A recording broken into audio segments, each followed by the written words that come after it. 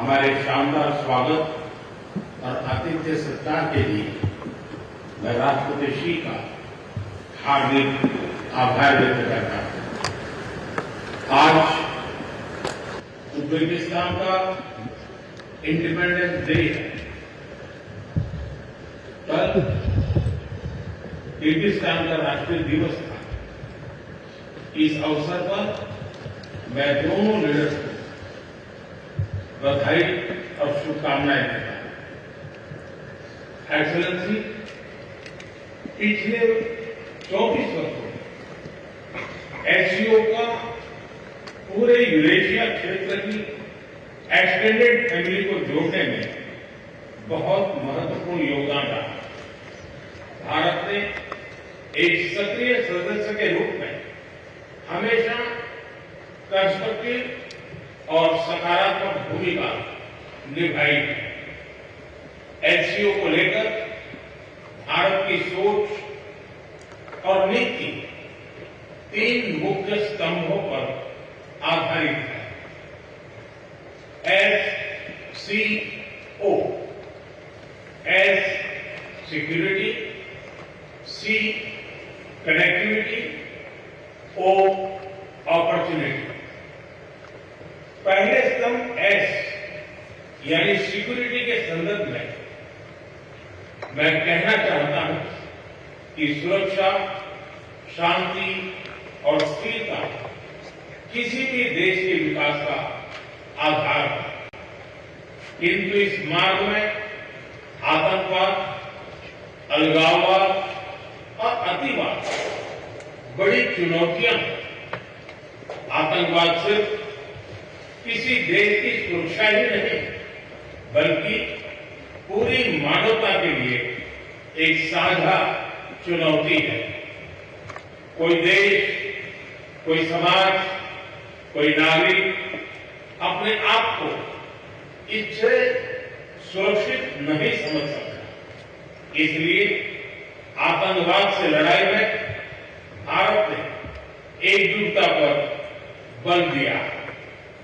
इसमें SCO Reds की बहुत महत्वपूर्ण भूमिका रही। इस वर्ष भारत ने जॉइंट इंफॉर्मेशन ऑपरेशन को लीड करते हुए अल कायदा और इससे जुड़े आतंकी संगठनों से लड़ने का इनिशिएटिव किया।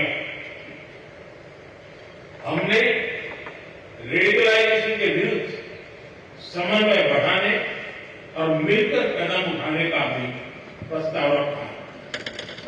टेरर फाइनेंसिंग के खिलाफ आवाज उठाई।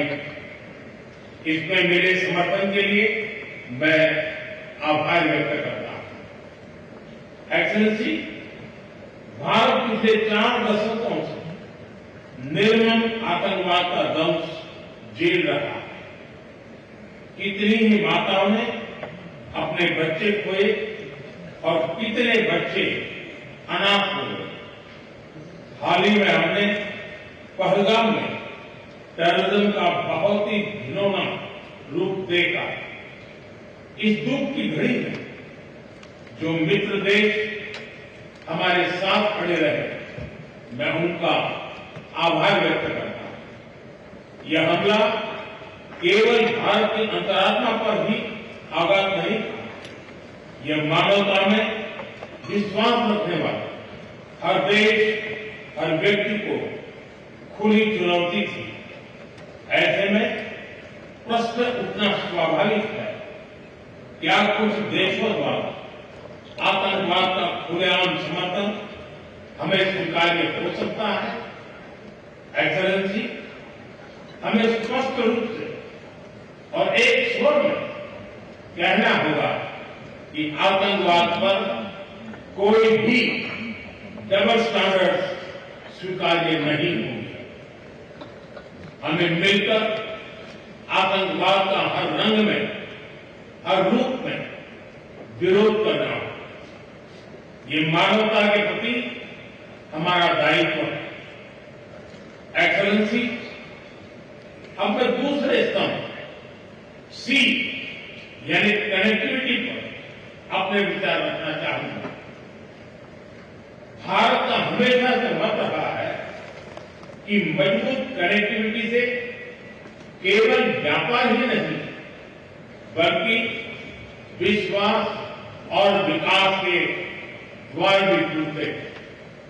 इसी सोच के साथ हम चाबहार पोर्ट और international north south transport corridor जैसे इनिशिएटिव पर काम कर रहे हैं।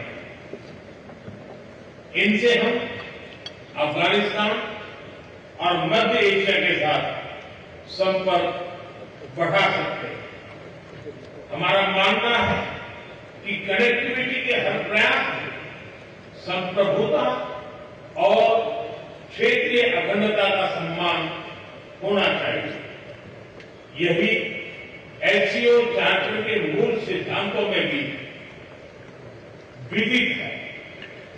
Connectivity that bypasses sovereignty, losing trust and meaning. Excellency, तीसरा स्तंभ है ओ यानी opportunity. Opportunity for cooperation and reform. 2023 में भारत की अध्यक्षता के दौरान नई ऊर्जा और विचारों का संचार हुआ।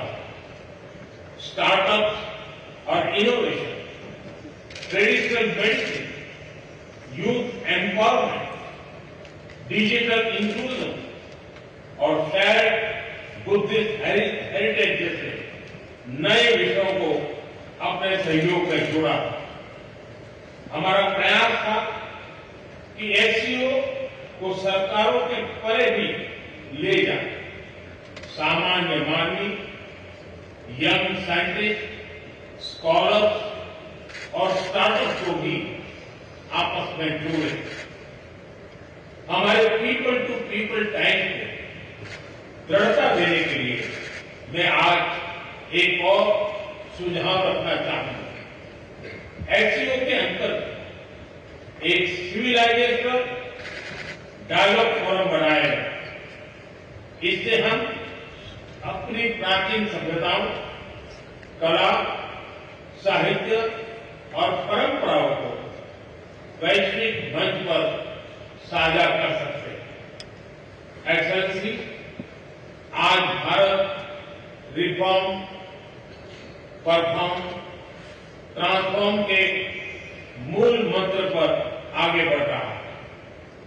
कोविड हो या वैश्विक आर्थिक अस्थिरता, हमने हर चुनौती को अवसर में बदलने का प्रयास किया है। हम लगातार वाइड रेंजिंग रिफॉर्म्स पर काम कर रहे हैं। इससे देश में विकास के साथ साथ अंतर्राष्ट्रीय सहयोग के लिए भी नए अवसर खुल रहे हैं। मैं आप सभी को भारत की विकास यात्रा से जुड़ने के लिए आमंत्रित करता हूं। एक्सेलेंसी, यह खुशी की बात है कि एससीओ भी समय के अनुरूप इवॉल्व हो रहा है। ऑर्गेनाइज्ड क्राइम, ड्रग ट्रैफिकिंग और साइबर सिक्योरिटी जैसे समकालीन चुनौतियों से निपटने के लिए 4 नए केंद्र बनाए जा रहे हैं। हम इस रिफॉर्म ओरिएंटेड माइंडसेट का स्वागत करते हैं। वैश्विक संस्थानों में रिफॉर्म्स के लिए एससीओ सदस्य आपसी सहयोग बढ़ा सकते हैं। संयुक्त राष्ट्र की 80वीं वर्षगांठ के अवसर पर हम एकमत होकर यूएन रिफॉर्म का आह्वान कर सकते हैं। ग्लोबल साउथ की आकांक्षाओं को आउटडेटेड फ्रेमवर्क में कैद रखना भावी पीढ़ियों के प्रति घोर अन्याय है। नई पीढ़ी के बहुरंगी सपनों को हम पुराने जमाने की ब्लैक एंड व्हाइट स्क्रीन पर नहीं दिखा सकते। स्क्रीन बदलने की होगी। एससीओ मल्टीलेटरलिज्म और इंक्लूसिव वर्ल्ड ऑर्डर का मार्गदर्शक बन सकता है। मुझे खुशी है कि इस महत्वपूर्ण विषय पर आज एक स्टेटमेंट जारी किया जा रहा है। एक्सेलेंसी, हम सभी पार्टनर्स के साथ समन्वय और सहयोग के साथ आगे बढ़ रहे हैं। मैं एससीओ के अगले अध्यक्ष किर्गिस्तान के राष्ट्रपति और मेरे मित्र प्रेसिडेंट जपारोव को शुभकामनाएं देता हूं। बहुत बहुत धन्यवाद।